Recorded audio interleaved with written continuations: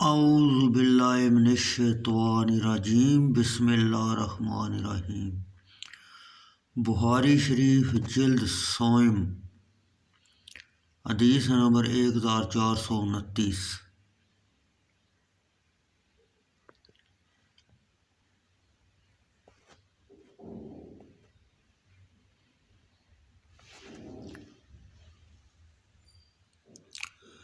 لیث بن سعد نے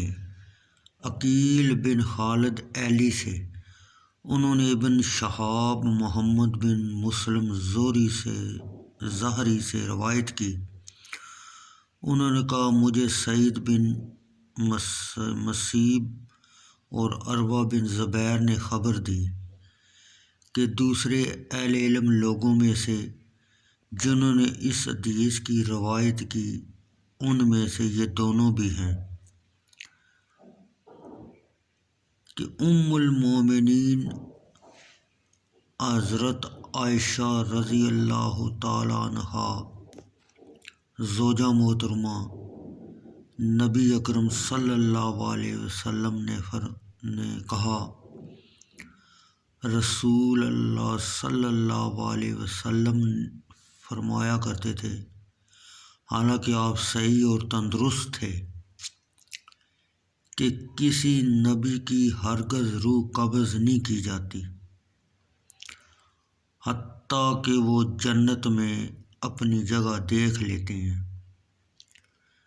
پھر انہیں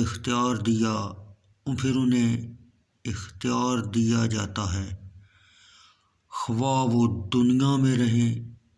یا آخرت پسند کریں۔ جس وقت حضور اقدس صلی اللہ علیہ وسلم کی موت کا وقت قریب آیا، حالانکہ آپ کا سر مبارک میرے رانوں پر تھا، آپ پر کچھ دیر بیہوشی طاری ہوئی، پھر آپ کو فاقہ ہوا